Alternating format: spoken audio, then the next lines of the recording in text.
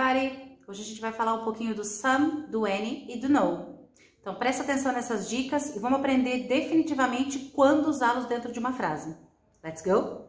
E o que é legal que vocês saibam? Que em inglês a gente não pode fazer, por exemplo, dupla negativa ou dupla afirmação. Não existe isso em inglês.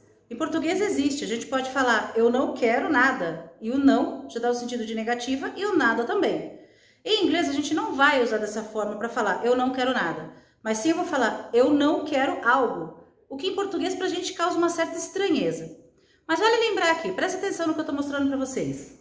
O some, ele vai ser usado sempre em frases afirmativas ou quando eu quero oferecer algo a alguém.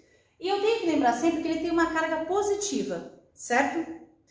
O any é usado em frases negativas e quando eu quero dizer qualquer coisa, eu não tenho uma seleção prévia para aquilo. O any ele assume uma carga um pouco neutra dentro da frase. O no eu uso em frases afirmativas, porém com sentido negativo. Como assim frases afirmativas com sentido negativo? Lembra que eu falei para vocês que quando eu quero dizer uma negação em inglês eu não posso usar dupla negação?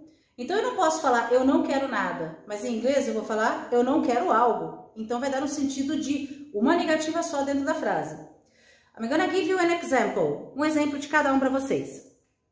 Observa agora o exemplo que eu vou colocar com o some. I want some apples. Eu quero algumas maçãs. Então é uma frase com um sentido afirmativo. Eu quero algumas maçãs. Não estou te falando a quantidade, mas eu estou afirmando que eu quero.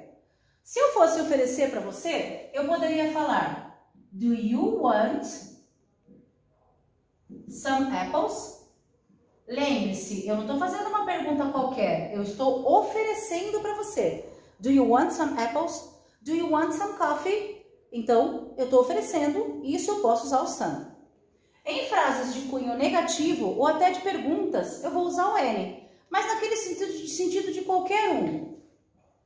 I want any apple.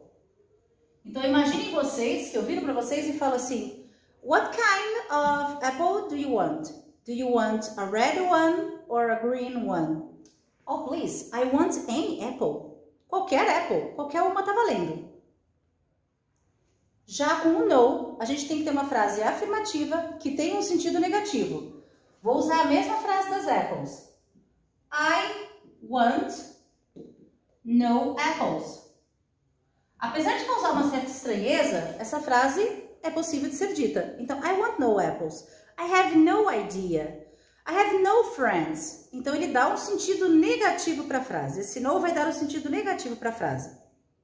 E já que a gente falou do some, do any e do no, vale a pena a gente falar dos seus complementos.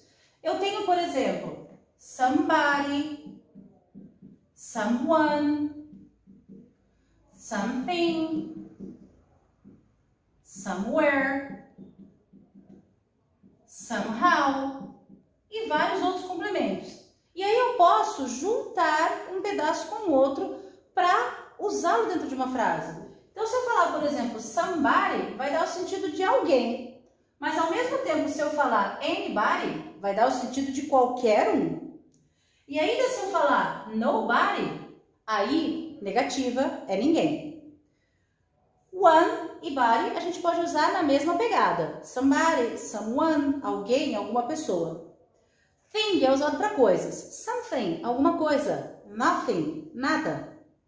Somewhere, where significa onde. Então, se eu coloco somewhere, algum lugar. Se eu colocar, por exemplo, somehow.